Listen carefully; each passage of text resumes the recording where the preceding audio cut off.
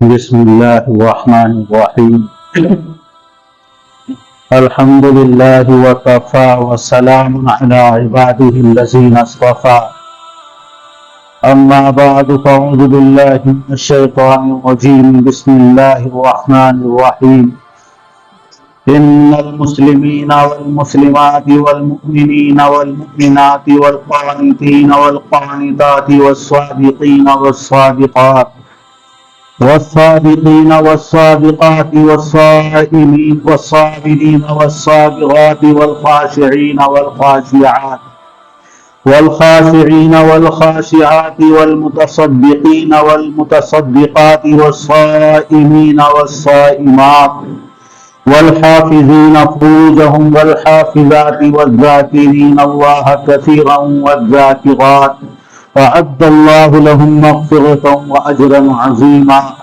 صدق الله العظيم. سبحان ربك رب العزة عما يصفون وسلام على المرسلين والحمد لله رب العالمين. اللهم صل على سيدنا ومولانا محمد وعلى آل سيدنا ومولانا محمد وبارك وسلم.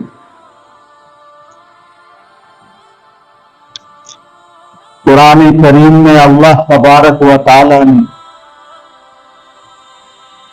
جس طرح مردوں کا تذکرہ فرمایا اسی طرح اللہ نے عورتوں کا بھی ذکر فرمایا ہے. جو اوصاف مومن اور مسلمان مردوں کے لیے اللہ نے ذکر فرمائے، عورت کو یہ اعزاز و اکرام عطا فرمایا کہ ان اعمال میں، ان کاموں میں اور اوصاف میں مردوں کے ساتھ ساتھ اللہ نے عورتوں کا بھی تذکرہ فرمایا.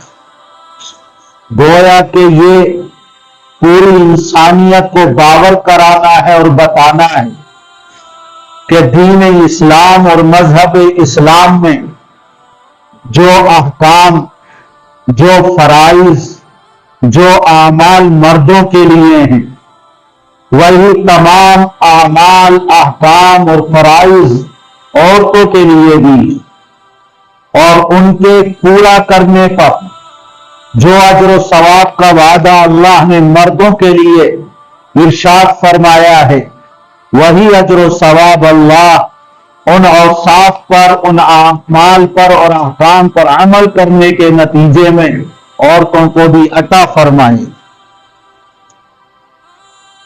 جن قوموں نے یا جن مذہب کے ماننے والوں نے عورت کا استحصال کیا، ظلم و ستم کا تختہ مشق بنایا، انہوں نے اپنی لٹی پٹی عزت کو بحال کرنے کے لیے مذہب اسلام کے اوپر یہ کہہ کر الزام لگایا کہ دین اسلام کے اندر عورت کو قید کر دیا گیا، چہار دیواری میں اس کو بند کر دیا گیا، یا برقعے کے اندر اس کو قید کر دیا گیا، اس کو ظلم و ستم کی چکی میں پیسا گیا.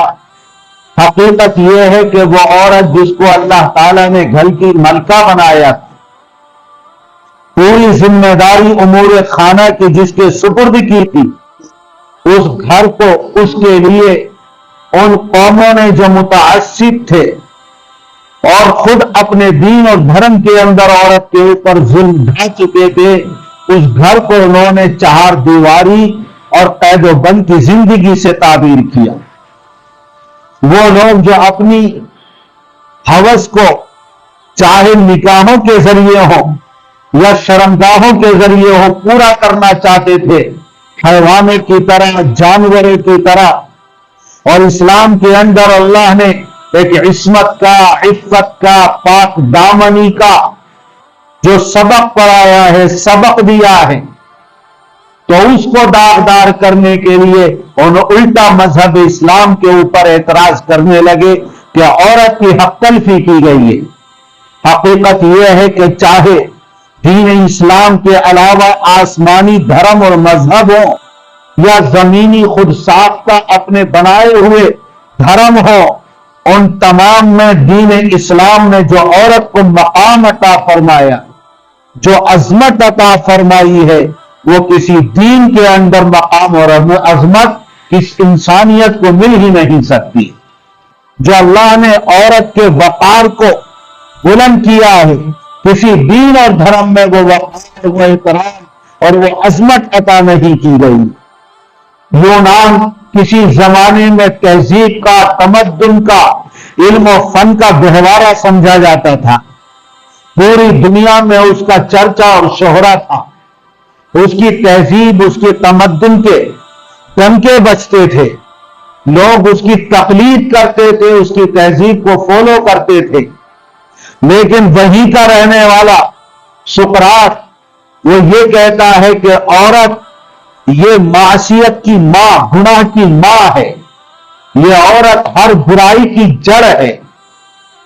وہ افلاطون جو مرد اور عورت دونوں کی برابری کا سبق پڑھاتا تھا، لیکن افلاطون کی عملی زندگی میں وہ سبق ندارت تھا، ناپید تھا، بلکہ وہ یہ درس دیتا تھا اور کہتا تھا کہ عورت اس لیے ہے تاکہ وہ بچے جنے، سپاہی پیدا کرے، بہادر پیدا کرے۔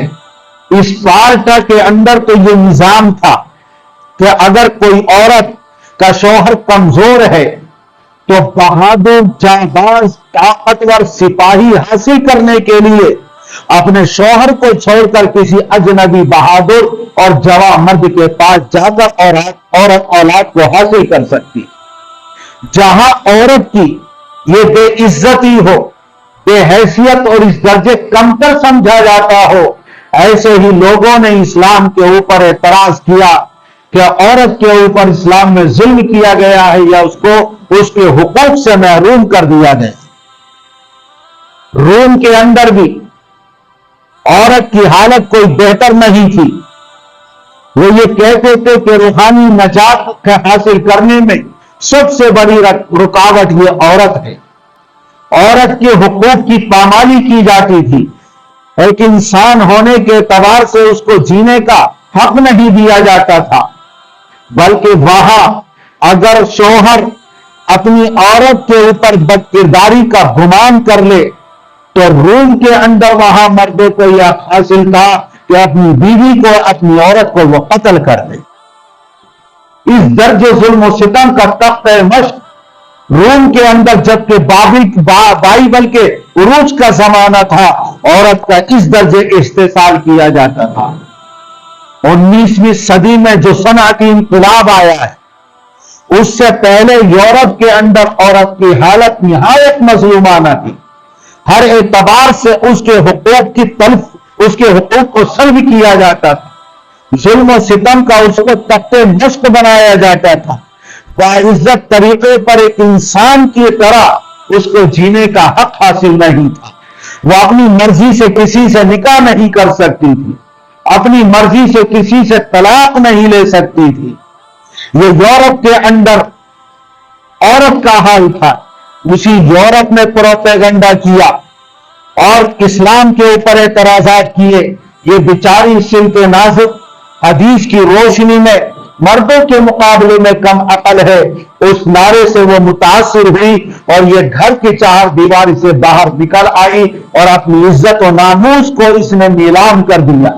جس طرح یورپ کے اندر، روم کے اندر، اسپارٹا کے اندر یا یونان کے اندر عورت کسی طریقے سے محفوظ نہیں تھی، نہ اس کی جان محفوظ تھی، نہ اس کی عزت و آبرو محفوظ تھی۔ بیٹی کو بیٹی کا درجہ نہیں دیا گیا، بہن کو بہن کا مقام نہیں دیا گیا، ماں کو عزت و احترام کے اعتبار سے اس کو حیثیت اور عظمت نہیں دی گئی، بیوی ہونے کی حیثیت سے اس کو وہ پیار اور وہ محبت اور وہ حقوق نہیں دیے گئے۔ انہی لوگوں نے اسلام کے اوپر عورت کے نام پر اعتراضات کرنا شروع کر دیا اور پورے زور و شور سے یہ پروپیگنڈا پورا عالمگیر طریقے پر اور عالمگیر سطح پر کیا گیا۔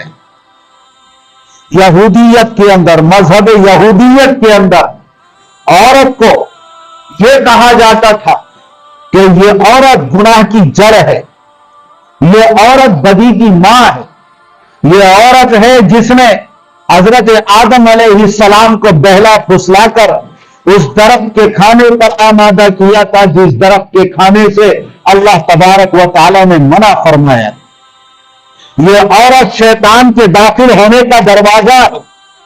یہودی مذہب کے اندر بھی عورتوں کو ظلم و ستم کا تختہ مشق بنایا گیا اور ایک انسان ہونے کی حیثیت سے اس کے جینے کے حق کو چھین لیا گیا۔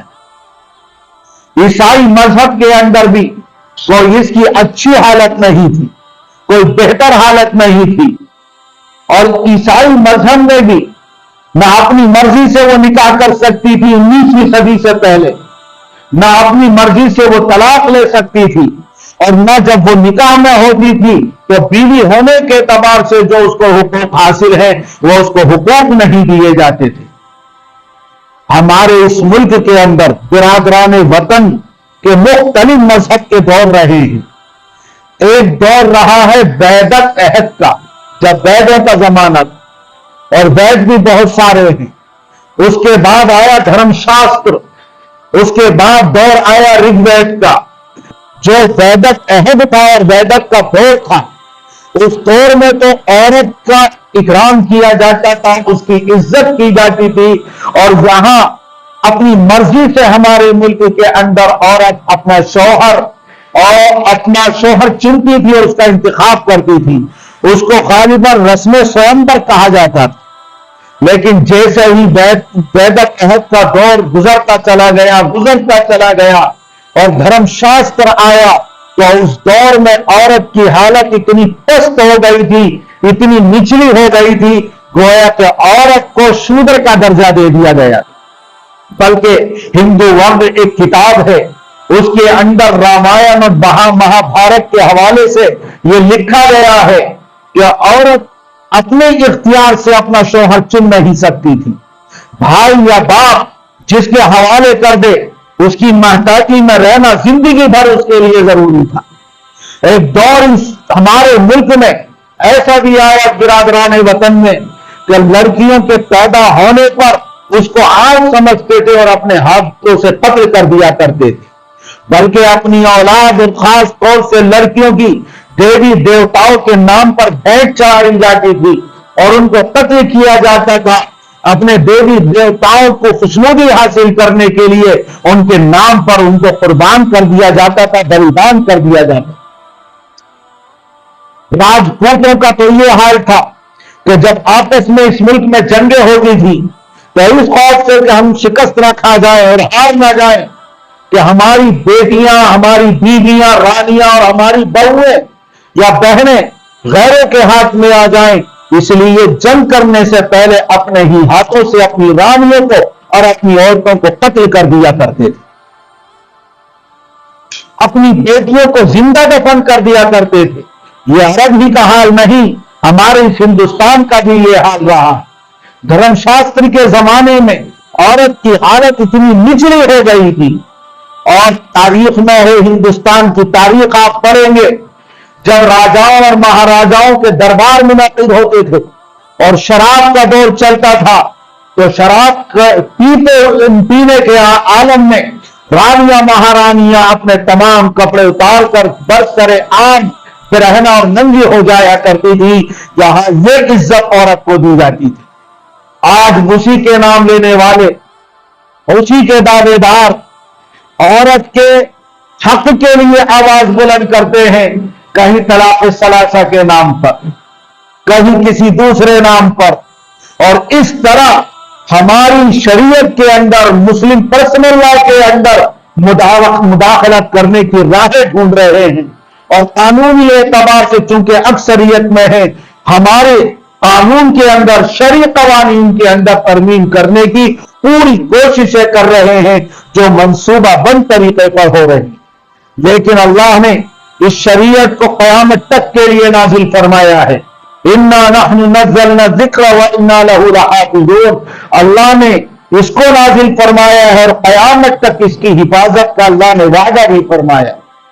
وَمَكَرُوا وَمَكَرَ اللَّهُ وَاللَّهُ خَيْرُ الْمَاكِرِينَ، یہ ان کی تدبیریں ہیں، لیکن اللہ کا پلان، اللہ کی تدبیر بہترین ہے، اور اللہ کی تدبیر سب پر غالب آ کر رہے گی۔ اللہ کی تدبیر سے بہتر کسی کی تدبیر ہو ہی نہیں سکتی۔ अरब के अंदर भी इस्लाम के आने से पहले, कुरान करीम के नाजिल होने से पहले जो बेटियों के साथ, औरतों के साथ, बहनों के साथ सुलूक किया जाता था, वो भी बड़ी जुल्म से भरी हुई दास्तान। एक औरत है, उसके यहां बच्चियां हो रही थी, उसका शौहर इस वजह से कि उसकी बच्ची पैदा होती थी, घर में आता नहीं था। वो बेचारी तड़प तड़प कर ये अचार करती थी, माली अभी हमजा तलातीना यबीतु फी बैतिल लती तलीना। अबू हमजा को क्या हो गया है, हमारे घर आता ही नहीं, मेरे यहां लड़कियां पैदा हो रही हैं, इस वजह से पड़ोसन के घर में वो रात गुजारता है। इस तरह वो तड़प तड़प कर अशार पढ़ती थी। अगर लड़कियां पैदा होती थी तो शौहर अपनी बीवी से नफरत करने लगता था। अगर लड़कियां पैदा होती थी तो अपने हाथों से सिर्फ मर्द ही उसको जिंदा दफन नहीं करता था, बल्कि उसकी सगी मां, शौहर की बीवी, उसके कत्ल करने में, जिंदा दफन करने में उसकी मुआविन और मददगार साबित होती थी। हजरत सासा बिन नाजिया रजी अल्लाह अन्हु काफी लंबी उम्र उन्होंने पाई है। अपनी जमाने जाहिलियत का वाकया ये बताते हैं कि मेरी 10 महीने की गाभन 2 ऊंटनियां गुम हो गई। मैं तलाश करने के लिए जंगल की तरफ निकल पड़ा। तलाश करते करते देखा तो मुझे एक पुरानी आबादी नजर आई। मैंने जब वहां मैं पहुंचा तो देखा एक बड़े मियां वहां हैं और वो ऊंटनियां उनकी ऊंटनियों में शामिल वहां खड़ी है। मैंने कहा कि ये तो मेरी दोनों ऊंटनियां हैं जो भाग कर आ गई थी। उसने कहा कि अब मेरे जानवरों में आकर मिल गई है, तुम्हारी है, तुम ले जाओ। इतने में बच्चे के रोने की आवाज सुनी तो वो सासा बिन नाजिया पूछने लगे उस बूढ़े से, जब बूढ़े ने ये कहा कि लड़का हुआ है या लड़की हुई है, तो सासा बिन नाजिया ने कहा कि अगर लड़की होगी तो तुम क्या करोगे, लड़का होगा तो क्या करोगे। कहा अगर लड़का होगा तो हमारे कबीले की इज्जत बढ़ाएगा, सरदार बनेगा, और अगर लड़की होगी तो अपने हाथों से मैं उसे जिंदा जमीन में दफन कर दूंगा। कहने लगे हजरत सासा बिन नाजिया, तुम लड़की होने पर जिंदा दफन कर दोगे क्या। फिर इसके बाद अंदर से आवाज आई कि विलादत हो गई है। पूछा क्या हुआ है, कहा लड़की हुई है।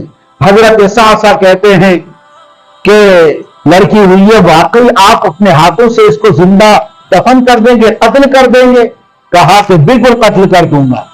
तो हजरत सासा ने कहा मैं अगर इस बच्ची को ले लूं, मुझे दे दो तो कितनी अच्छी बात है। कहा बदले में क्या दोगे। कहा ये जो 2 ऊंटनियां 10 महीने की गाभन है और अरब में सबसे अच्छा माल समझा जाता है, मैं इस बच्ची के बदले में 2 ऊंटनियां तुमको देता हूं। बूढ़े ने कहा नहीं, जिस ऊंटनी पर तुम सवार होकर आए हो वो ऊंटनी भी देनी पड़ेगी। तो हजरत सासा कहने लगे मुझे घर वापस भी जाना है, अपने किसी आदमी को या गुलाम को मेरे साथ भेज दो, वो जब मैं घर पहुंच जाऊंगा तो ये ऊंटनी भी उसके हवाले कर दूंगा। ये पूरा वाकया हुआ।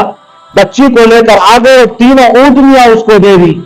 जब हुजूर अकरम सल्लल्लाहु अलैहि वसल्लम की खिदमत अक़दस में हाजिर होकर इस वाकये को अर्ज किया और कहने लगे अल्लाह के रसूल, मैंने अपने कुफ्र और शिर्क के जमाने में आपकी आमद और तशरीफ आवरी से पहले ये अमल किया था और मैंने इस तरह 360 बच्चियों को जिनके बाप उनको कत्ल कर देते 3-3 ऊंटनियां देकर मैंने अपने घर रखा, उनकी तरबियत करता रहा, परवरिश करता रहा, तो क्या मुझे इसके ऊपर अजर सवाब मिलेगा।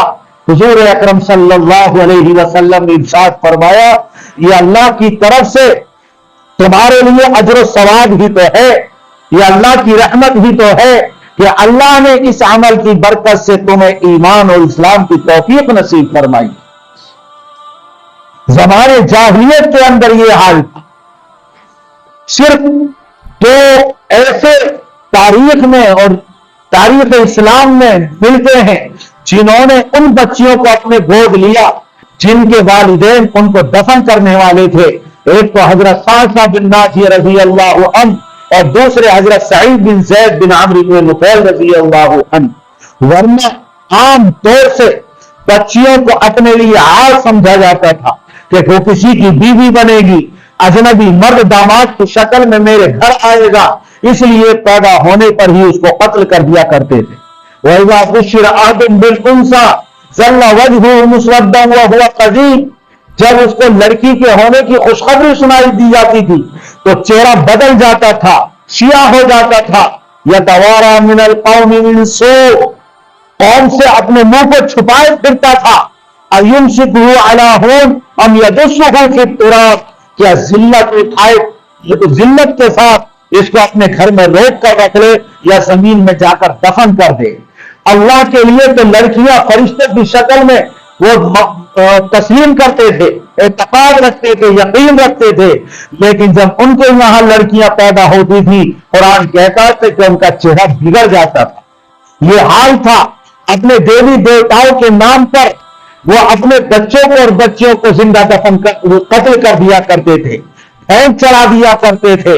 देवी देवताओं की खुशनुदी हासिल करने के लिए दामादी के खौफ से और कभी फक्र फाके के खौफ से भी अपनी औलाद को कत्ल कर दिया करते थे।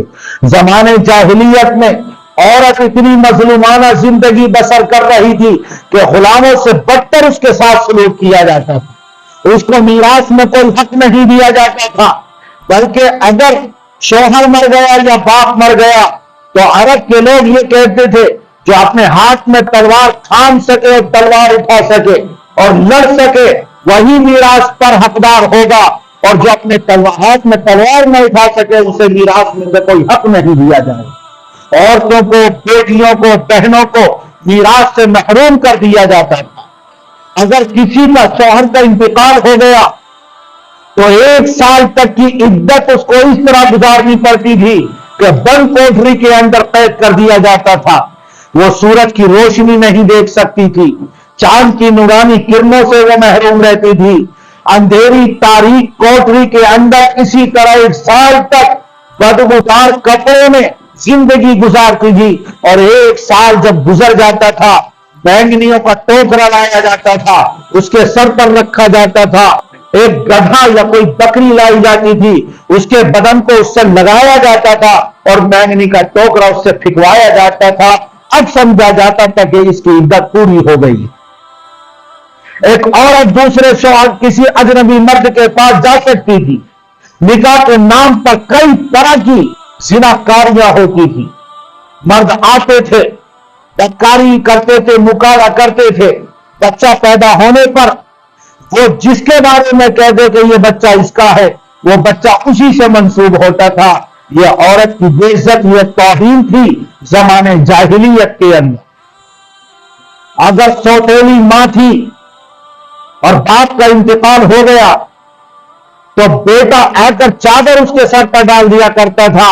अब ये उसकी बाज़ाब्ता जमाने जाहिलियत के कानून के मुताबिक उसकी बीवी बन जाती थी। वो उससे अपनी तमाम ख्वाहिशें पूरी कर सकता था। अपनी सौतेली मां को अपनी बीवी बनाकर जमाने जाहिलियत के अंदर रखता था। हमारे यहां बिरादरान वतन अगर किसी के शौहर का इंतकाल हो गया तो जिंदगी भर के लिए उसको अशुभ और उसको मनहूस समझा जाता था। उसे हक हासिल नहीं था कि अपने शौहर के इंतकाल के बाद वो किसी और से निकाह कर सके, बल्कि सती की रस्म यहां बड़े जोर शोर से जारी थी। अल्लाह अपने अनवार बरकात औरंगजेब रहमतुल्लाह अलैह की कब्र पर नाजिल फरमाए, जिन्होंने इस सती की रस्म को खत्म करने में बड़ा अहम और कलीदी किरदार अदा किया।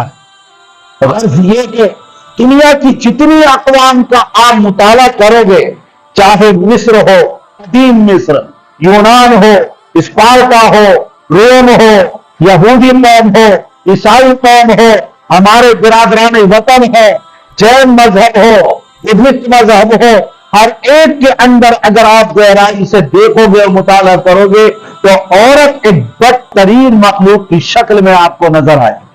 यहां तक कि अल्लाह ने फजल फरमाया और हुजूर अकरम सल्लल्लाहु अलैहि वसल्लम को मबऊस फरमाया, आपके ऊपर कुरान मुक़द्दस को नाजिल फरमाया और उसमें एक ज़ाब्ते हयात और निज़ाम हयात अता किया गया, जिसमें इंसानों के साथ साथ तमाम मखलूक के हुकूक बयान किए गए اور میرے آقا نے اپنی مبارک زبان سے یہ ارشاد فرما دیا الخلق عیال اللہ فحب الخلق الی اللہ من احسن الی عیالی. تمام مخلوق اللہ کا کنبہ ہو، انسان ہو، حیوانات اور جانور ہو، نباتات اور اشجار ہو، یا یہ پتھر اور احجار ہو، کوئی بھی مخلوق ہو، تمام کی تمام اللہ کا کنبہ ہے. کیونکہ انسان کو بھی اللہ نے پیدا کیا، جانور اور حیوانوں کو بھی اللہ نے پیدا کیا. یہ سبزہ، چارہ، نباتات، پتھر، پہاڑ، سب چیزوں کو اللہ نے پیدا کیا ہے. ہر ایک کا حق بتایا ہے کہ اس کے ساتھ کیسا سلوک کیا جائے. اللہ کے نزدیک سب سے زیادہ محبوب وہ ہے جو اللہ کے کنبے کے ساتھ اچھا سلوک کرے. اور اس میں اللہ نے سب سے اونچا مقام، سب سے زیادہ عزت و شرف انسان کو عطا فرمایا.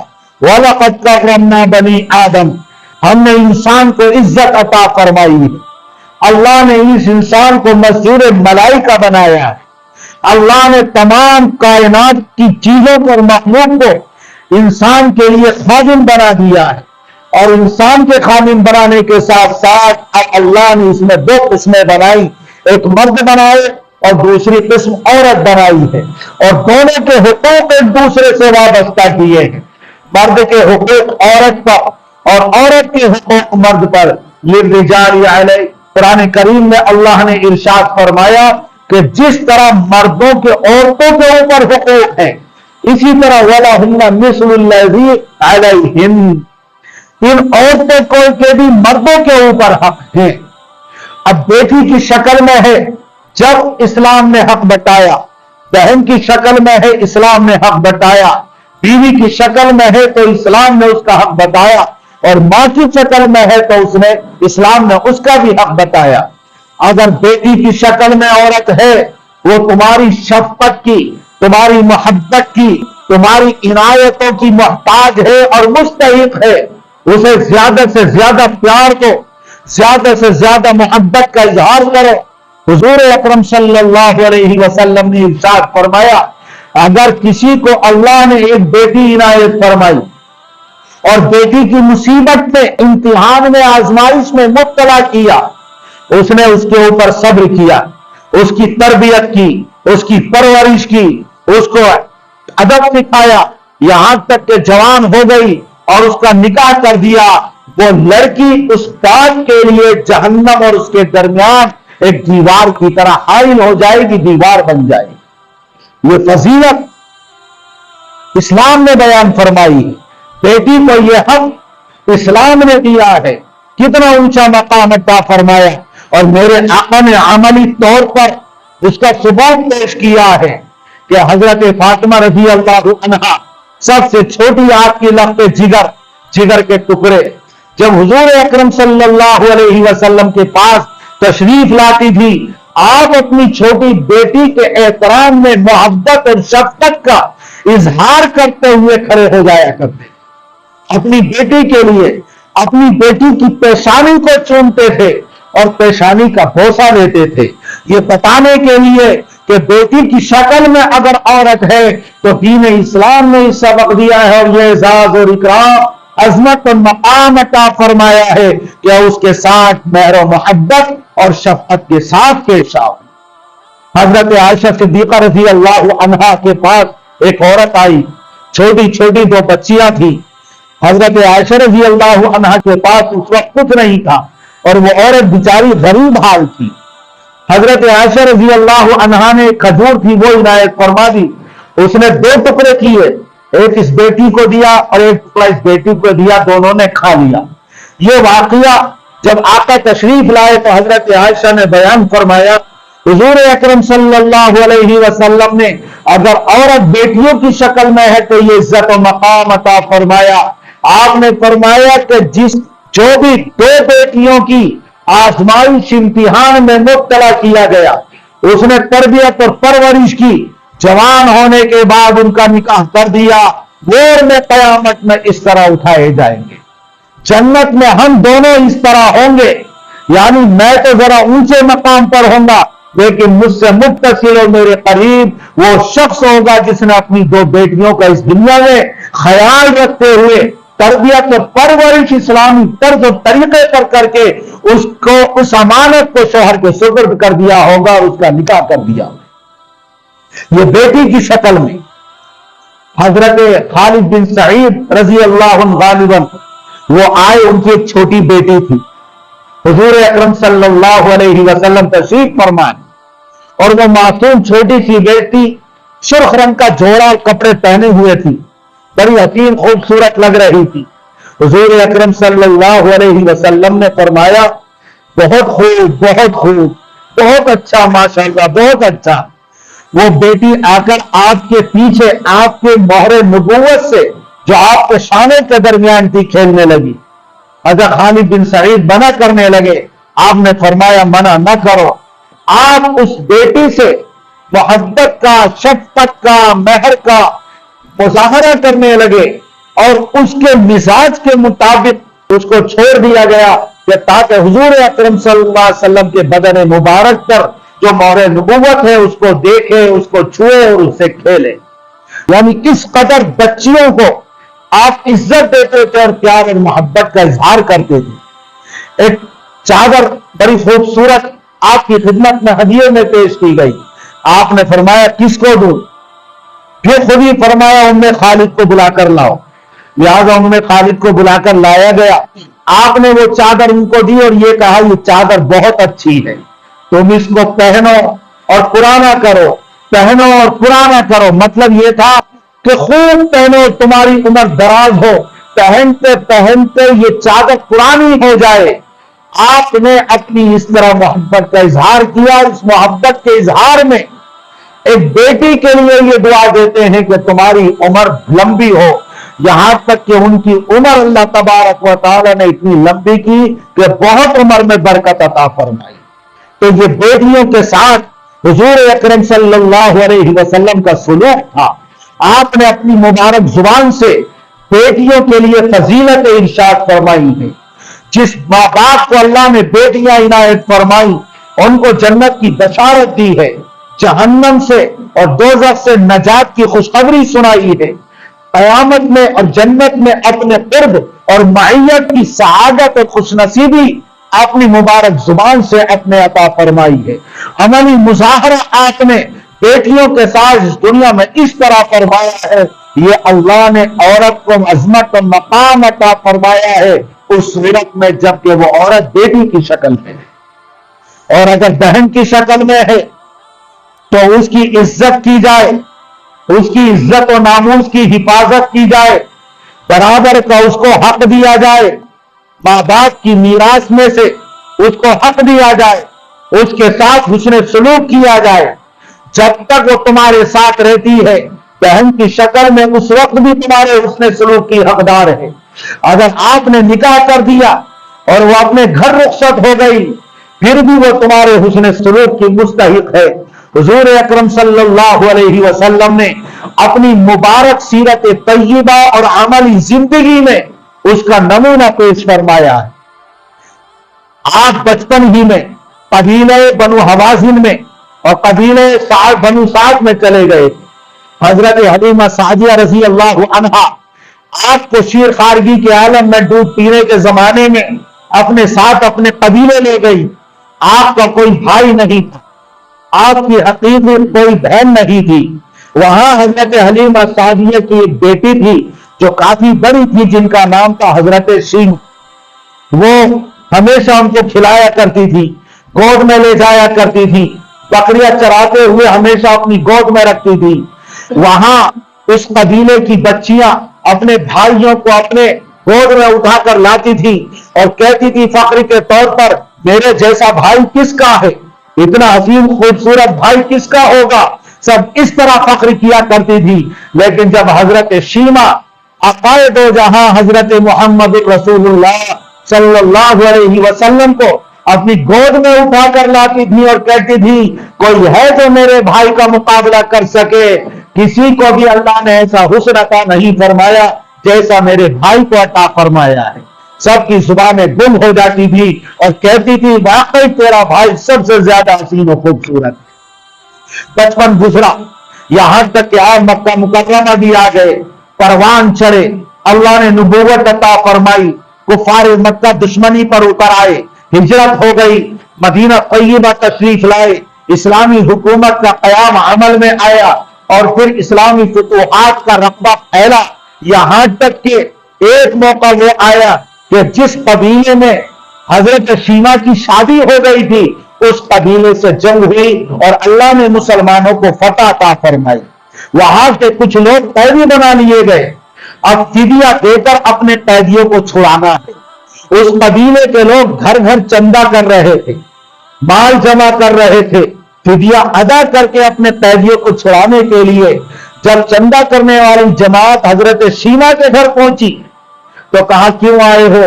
کہ محمد صلی اللہ علیہ وسلم کے لشکر نے ہم سے جنگ کی اور ہمارے لوگوں کو قیدی بنا لیا ہے, ہم اپنے قیدیوں کو چھڑانے کے لیے فدیہ دے کر چھڑانے کے لیے مال جمع کر رہے ہیں.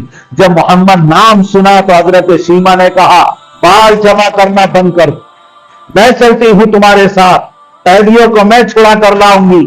اپنے قبیلے کے سرداروں کو لے کر جب حضرت شیما چلی ہیں, آپ کا ایک میدان میں خیمہ لگا ہوا تھا, صحابہ کرام پہرے داری کر رہے تھے, ننگی سٹی ہوئی تلواریں اور نیزے کے ساتھ صحابہ کرام حضور اکرم صلی اللہ علیہ وسلم کے خیمے کے پاس کھڑے ہوئے تھے. جب یہ جا رہی ہیں دلیری کے ساتھ, بہادری کے ساتھ, تو فوراً روکنے کی کوشش کی. حضرت شیما نے کہا مجھے مت روکو, میرا راستہ چھوڑ دو, تم نہیں جانتے ہو کہ میں حضرت محمد رسول اللہ صلی اللہ علیہ وسلم کی بہن ہوں. بس سننا تھا, صحابہ کرام نے اپنی نگاہیں نیچے کر لی, تلواریں نیچی ہو گئی, نیزوں کے رخ زمین کی طرف ہو گئے اور حضرت شیما سیدھی حضور اکرم صلی اللہ علیہ وسلم کے خیمے میں تشریف لے گئی. اجازت کے بعد داخل ہوئی اور کہنے لگی اللہ کے رسول میں آپ کی بہن شیما ہوں. آپ نے بڑا احساس و اکرام کیا, عزت سے بٹھایا اور یہ فرمایا بہن تم نے آنے کی زحمت کیسے گوارا کی, میرے پاس پیغام بھیج دیتی, میں آپ کی خواہش و فرمائش کو آپ کے پیغام پر پورا کر دیتا. حضرت شیما نے کہا اللہ کے رسول وہ جو آپ کے پاس قیدی ہیں وہ میرے قبیلے کے قیدی ہیں, میں سفارشی بن کر آئی ہوں کہ آپ ان کو چھوڑ. اللہ کے رسول نے سب کو رہا کر دیا. بعد میں اپنے صحابہ کرام سے کہا کہ میرے جانثاروں فداکاروں, ہر معاملے میں تم سے مشاورت کرتا ہوں اور مشورہ کرتا ہوں. جب قیدیوں کی رہائی کا معاملہ آتا ہے تو میں تم سے مشورہ کرتا ہوں, لیکن آج میں نے کام پہلے کیا ہے مشورے کے بغیر, بعد میں تم سے مشورہ کر رہا ہوں کہ یہ میری بہن کے قبیلے کے لوگ تھے جن کو میں نے بغیر مشورے کے چھوڑ دیا ہے.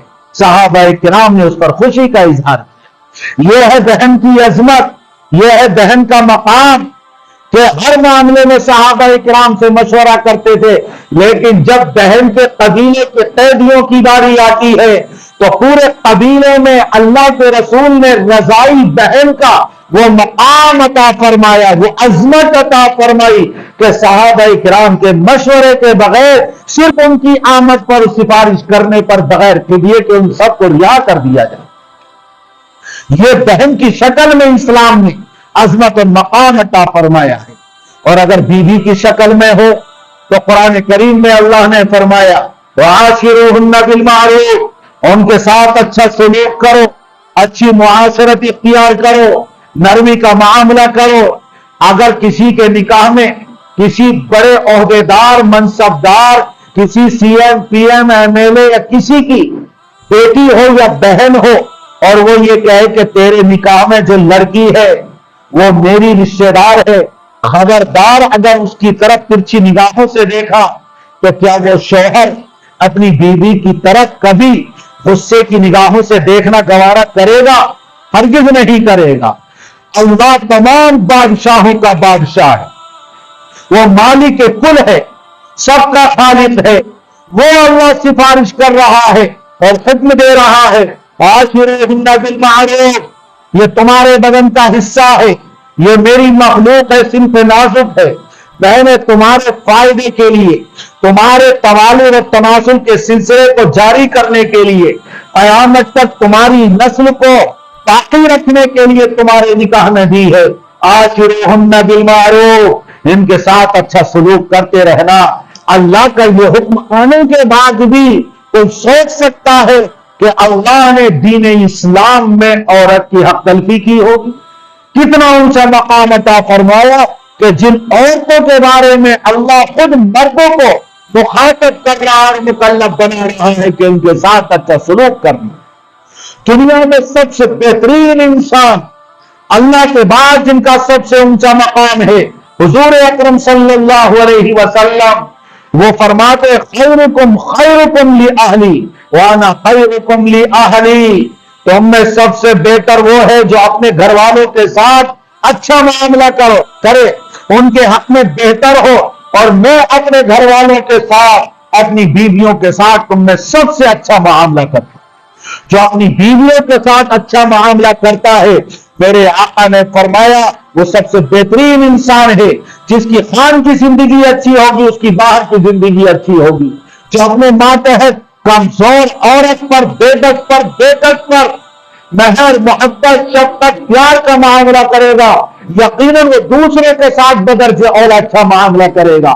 ورنہ آج ہمارے مسلم معاشرے کا حال تو یہ ہو گیا ہے کہ باہر میں بھیگی بلی بنے رہیں گے، چوہے بنے رہیں گے، اور تمام باہر کی ٹینشنیں لے کر جب گھر میں داخل ہوں گے تو مونچھوں پر تاؤ دے کر، شیر پاور بن کر، ہیریے بن کر، یا اس طرح کہ ہٹلر کی یا چنگیز خان کی روح اس کے اندر حلول کر چکی ہوگی، اور پورا غصہ اور ٹینشن بیچاری صنف نازک اور بے بس عورت پر آ کر اتاریں گے۔ اللہ امت مسلمہ کی حفاظت فرمائے۔ اس لیے فرمایا کہ تم میں جو اپنی بیویوں کے ساتھ سب سے اچھا سلوک کرتا ہے وہ سب سے بہتر انسان ہے۔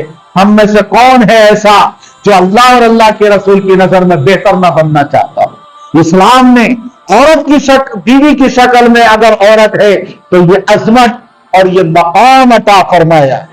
اور ایک حدیث میں اللہ کے رسول صلی اللہ علیہ وسلم نے یہ ارشاد فرمایا، یغلبن کریما ویغلبہن لئیما وانا احب ان یغلبن وانا احب ان اکون مغلوبا ولا احب ان اکون لئیما، او کما قال علیہ الصلوۃ والسلام، کہ جو شریف ہوتے ہیں مرد، عورتیں ان کے اوپر حاوی رہتی ہیں۔